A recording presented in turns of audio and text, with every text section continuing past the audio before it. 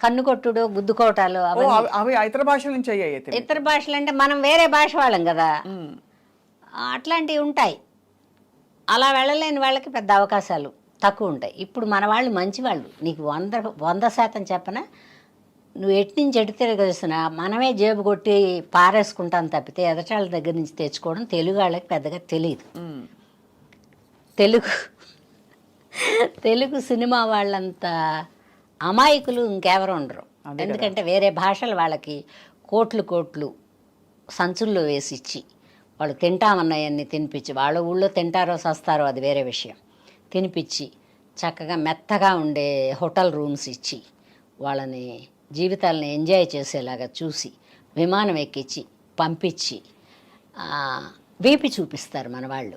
వాళ్ళది ఎందుకంటే మొహం పెద్ద అవసరం, తెలుగు రాదు కదా వాళ్ళకి. అవును అవును అవును. అప్పుడు కూడా లక్షలు ఇస్తారు. మన వాళ్ళు అంత మంచివాళ్ళు. వాళ్ళు అలా కాదు, వేరే ఏ లాంగ్వేజ్ వాళ్ళైనా ఇప్పుడు నన్నేం చేస్తారు కానీ ఫిట్టింగ్ ఏదో ఉంటుంది. మనంత మంచివాళ్ళు కాదు. మన వాళ్ళకే ఇచ్చుకోవాలి అనేది వాళ్ళకుంది, పక్క వాళ్ళకి పెడదాం అనేది మనకుంది. అది నేను చెప్పచ్చు. అవును, నిజమే. అది అసలు మనకంటే ఎదురింటి వాడే నచ్చుతాడు మన వాళ్ళకి, మన ఇంట్లో ఉన్నవాడు నచ్చడు. వాళ్ళకంటే ఒడ్డు పొడుగు ఉండి, వాళ్ళకంటే అంతో ఇంత చేయలేకపోయినా కూడా ఒడ్డు పొడుగు ఉంటే చాలు, వాళ్ళు మాత్రం అంతకంటే ఏం పీకుతున్నారు ఇక్కడికి వచ్చి, మనకు పీకేది ఏం లేదు తెలుగు ఇండస్ట్రీలో. అయినా కూడా వీళ్ళ దురద అలాంటిది, తామర. ఆ గోక్కోవడానికి తెచ్చుకుంటారు వాళ్ళని. అవునా? గోక్కోవడం అంటే వేరే విధంగా తప్పుగా అనుకోమాక, డబ్బులు పోగొట్టుకోవడం గోక్కోవడం అంటే. అర్థమైంది. సరే. అందుకని అట్లాంటి తామర ఉంది తెలుగు వాళ్ళకి. తామర ఉన్నవాడిని మనం ఏం చేస్తాం? ఏమీ చేయలేం. అందుకని వేరే లాంగ్వేజ్ల వాళ్ళు మనంత పిచ్చి వాళ్ళు కాదు అని చెప్పొచ్చాయి. అర్థమైంది, పిచ్చి వాళ్ళు కారు. కానీ ఆ టైంలో అంటే మిమ్మల్ని ఆ టైంలో ఒకటి రెండింటికి వెళ్తే 2-3 ఏమన్నారంటే, మీరు మా ఇండస్ట్రీకి పనికిరారండి అన్నారు. ఎందుకండి అన్న, నాకు ఏం లోపమో తెలుసుకోవాలి కదా. చాలా గర్వంగా ఉన్నట్టు, తర్వాత అదేదో ఒక ఇదిగా ఉన్నట్టు ఉంటారు. అలా ఉంటే మా తమిళ్లో వేషాలు ఇవ్వరండి అన్న సోళ్ళుంగ అట్లా మాట్లాడాలి వాళ్ళకి. చెప్పండి సార్ ఎందుకలా అంటే వాళ్ళకి నచ్చదు, ఎదిరించి మాట్లాడినట్టు నీకు ఇల్లు అయినా యారు కుడుపాంగ నీకుదా కుడుకున్నాం అంటే వాడు మన భుజమే చేయేస్తాడు అంతే. ఎందుకండి అలాగా అంటే వెయ్యడు, వాడు ముందే భయపడుతున్నాడు కదా. అదే కాబట్టి ఇక్కడ బేసికల్లీ అందుకని వేరే లాంగ్వేజ్లు ఎందుకు పిలవలేదంటే ఇందుకు పిలవలేదు. నేను కూడా వెళ్ళలేదు, ఎందుకంటే నేను వెళ్ళలేను ఎవరి దగ్గరికి. వాళ్ళ రూపాయి నాకు వద్దు, మన వాళ్ళు ఇచ్చిన రూపాయలు చాలు. మన వాళ్ళు పాపం అంత తొందరగా భుజమే చేసి లాక్కుపోదాం అనుకోరు, ట్రై చేస్తారు, వస్తే ఓకే, లేకపోతే రెండో అవకాశం చెడగొడతారు. అంతకంటే ఏం చేయరు మన వాళ్ళు. మంచి వాళ్ళు మనం. సో మొత్తానికి అయితే నాకు అర్థమైంది ఏంటంటే, ఇవన్నీ సర్వసాధారణంగా ఉంటాయి. మనం తప్పించుకు తిరుగువాడు ధన్యుడు సుమతి. రెండోది, మనం ఎలా ఉండాలి, ఎలా మసులుకోవాలి, మన ప్రయారిటీస్, మన విచక్షణ మన చేతుల్లో ఉండాలి. మనకు బోల్డంత జీవితం ఉంది, సొసైటీలో మర్యాదగా బతకాలి, ఎవరైనా చక్కగా పలకరించాలి అని కోరుకుంటే కొన్ని వదులుకోవాలమ్మాయి. అదే కరెక్ట్ అమ్మా. మనకిష్టం ఉన్నా వదులుకోవాలి, వాళ్ళకి ఇష్టం ఉన్నా వదులుకోవాలి. ఇంతకీ అన్నపూర్ణమ్మ గారికి వంట వచ్చా? బ్రహ్మాండంగా చేసుకుంటాను. ఆ వరకు నేను, నీకు నచ్చుద్దో లేదు తెలియదు. రారాదు స్వప్న, ఒక రోజు వస్తానమ్మా. ఏంటి ఏమేమి చేస్తా? వెజ్జే, నేను కూడా వెజ్. అందుకనే వెజిటేరియనే. నాన్ వెజ్ కూడా తింటాను కానీ ఒక 10 ఏళ్ళు అయిందిగా, ఎప్పుడైనా ఒకసారి అలాగా. సార్ తినరుగా? ఎల్లుల్లిపై కూడా తినడు ఆయన, తినరు చెప్పాగా నేను. అదే అందుకని మనకేం ఖర్చు లేదు. అంత పప్పు వండి పడేస్తే ఇప్పుడు అసలు పళ్ళు కూడా కదిలిపోయి ఉంటాయి కాబట్టి ఆ పప్పుతోనో మజ్జిగతోనో పెరుగుతోనో అట్లా ఒక్క పూట తింటారు. ఒక్క పూట భోజనం, పెద్ద ఇబ్బంది లేదు. పైగా సాధ్యమైనంత వరకు ఆశ్రమాలకు వెళ్ళిపోతుంటాడు ఆయన. కొన్ని ఎడబాట్లు జీవితంలో అలా మిగిలిపోతాయి. ఇప్పుడు వయసు ఎడబాటు, అప్పుడు బిజీ కాదు. మిమ్మల్ని మీరు ఉండరు కదా, షూటింగ్లోకి వెళ్ళిపోతారు, బాగా మిస్ అయి ఉంటారు మిమ్మల్ని. ఏదన్నా అవనేలే కానీ ఆయన ఏదో ఆశ్రమానికి అట్లా పోయి ముక్కు మూసుకుని జపాలి పుప్పాలి అంటే, నాకు అర్థమైంది ఏంటంటే, ఎంత ప్రపంచాన్ని ఏ కులం వాళ్ళు ఆ కులానికి పెద్ద వయసు ప్రాముఖ్యత ఇస్తారు. అవును, జ్ఞానోదయం వస్తుంది అప్పుడు.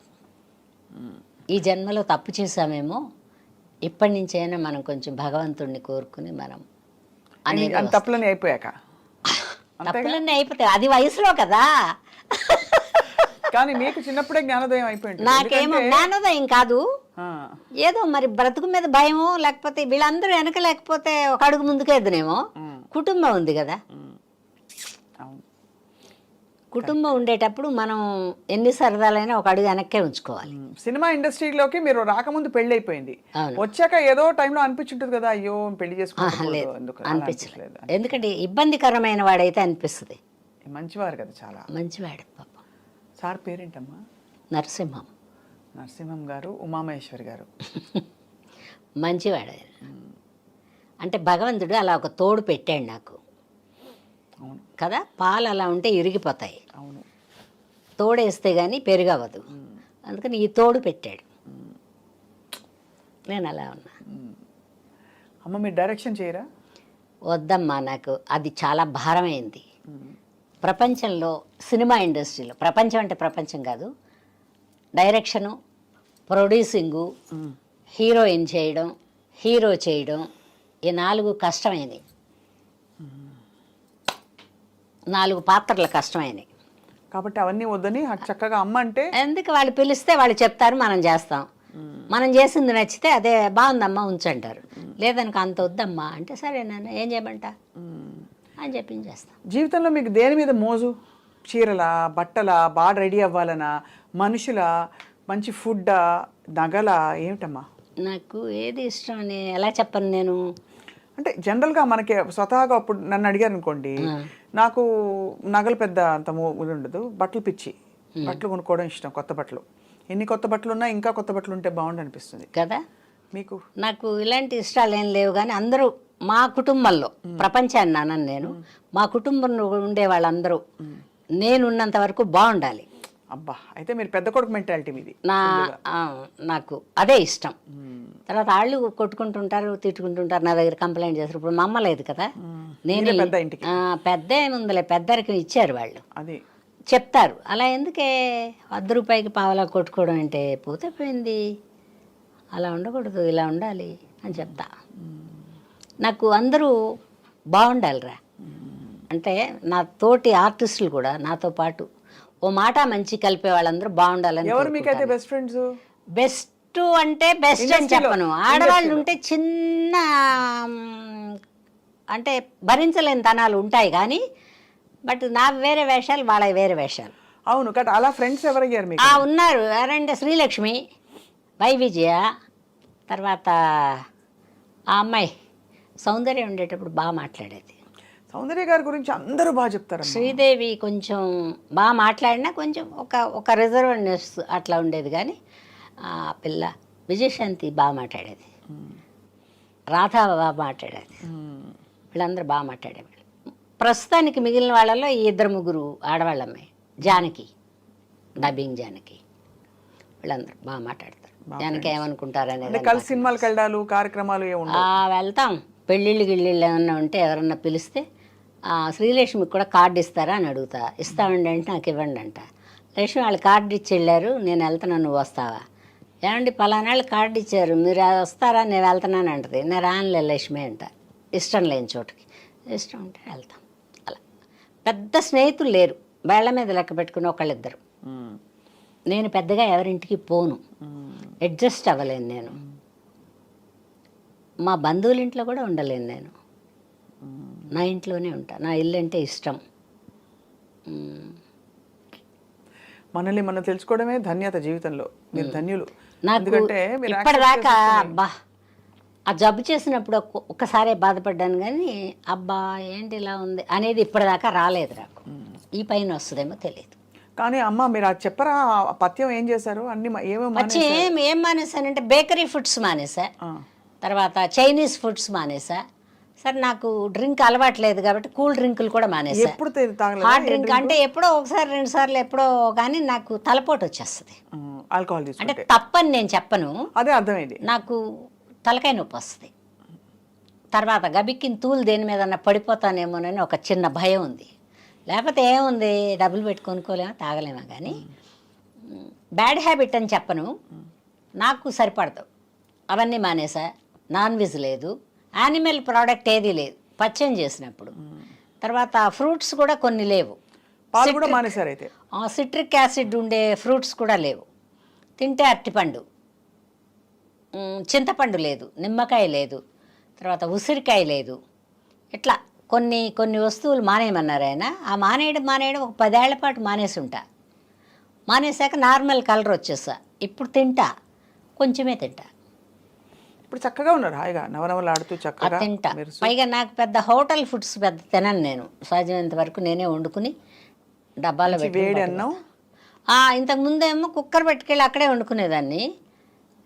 పాని తినే పిడికిడి ఈ మధ్యలో వచ్చింది అది. ఇంటి దగ్గర వండుకుని బాక్సులో పెట్టుకుని ఏమన్నా వండితే కూర వండుతా, వండకపోతే 2 ఊరగాయలు పెట్టుకుని ఒక నెయ్యి డబ్బా పెట్టుకుని వెళ్తా.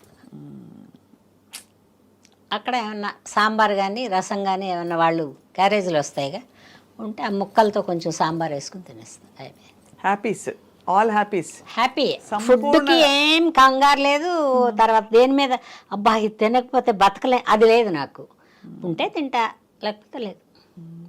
పైగా ఇదేమైనా జబ్బు చేస్తుంది అనుకుంటే పోస్ట్పోన్మెంట్ వేస్తాను దానికి. నేను ఇంకోసారి తింటా అని దానికి చెప్తా, ఆ ఐటెంకి చెప్తా. అంతే, ఇంకోసారి తింటాను ఫీల్ అవద్దని. బాగున్నావు కానీ ఇంకోసారి తింటా అని కాదంటే అది మనం చెప్పుకోవడం. అంతే కదమ్మా, అంతే అంతే. జబ్బు చేస్తుంది అనుకుంటే తిననురా. ఎందుకంటే ఇది తినే వయసు కూడా కాదు. అందుకని పరిగెత్తే వయసులో దాక్కుని వేషాలు వేసా. దాక్కుని మీనింగ్ అదే పెద్ద రోడ్డు మీదకి అలా రాకుండా. ఒక మిడిల్ వయసు వచ్చిన తర్వాత దాక్కోవాల్సిన అవసరం లేదు, కానీ వెళ్ళలేము. ఇంట్లో ఏవో ఒక బాధ్యతలు పనులు అట్లా ఉన్నాయి.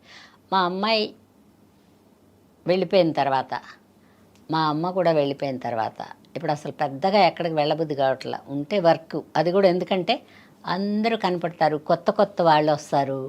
వాళ్ళు ఎలా ఉన్నారు, మనం వచ్చిన రోజుల్లో మనం ఎలా ఉన్నాం, వీళ్ళు ఎలా, అట్లా కంపారిజన్.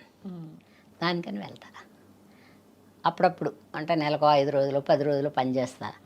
వాళ్ళ 5 రోజులు 10 రోజులు పని లేకపోయినా ఏం బాధపడను నేను.